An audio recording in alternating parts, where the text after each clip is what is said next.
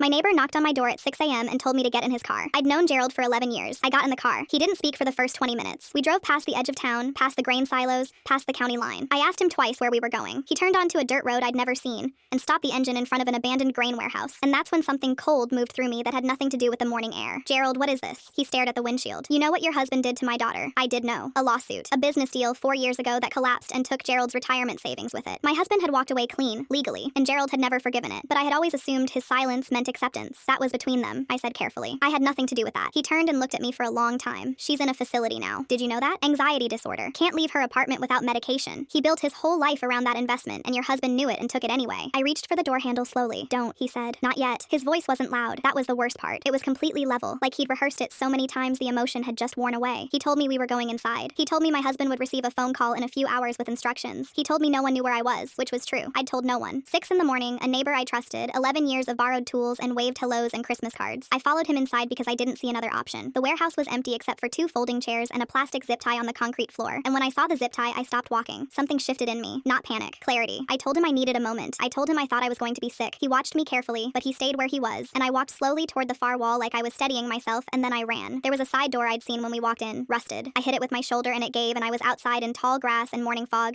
and I ran without looking back across an open field, barefoot because I'd been wearing house slippers. And the ground was cold and uneven, and I fell once and got back up. I heard him shout behind me. Once, then nothing. The field ended at a 2-lane road. I ran down the center of it and a truck appeared from the east, slowed, stopped. A woman, maybe 60, looked at me through the windshield with an expression I will never forget. I got in before she could ask. She didn't make me explain. She handed me her phone and drove, and I called 911, and then I called my husband, and I could not get the words out in the right order. He kept saying, slow down, I can't understand you. The deputies found Gerald still inside the warehouse, sitting in one of the folding chairs. He didn't run. He didn't explain himself. He told them he'd been waiting for someone to finally listen, and then he said nothing else. My husband wanted to know why. I didn't have a clean answer. Grief does something to certain people. It calcifies. It finds a shape that feels like justice even when it's the opposite. The woman who picked me up waited with me until the police arrived. She was on her way to open her bakery. She'd seen me from a distance and almost kept driving, she said, because she thought I was out for an early run. She looked at my feet, at the mud on my knees. I knew something wasn't right. She said quietly, I just knew. She squeezed my hand once and didn't let go until the first car pulled up, lights going, and I finally stopped shaking enough to breathe.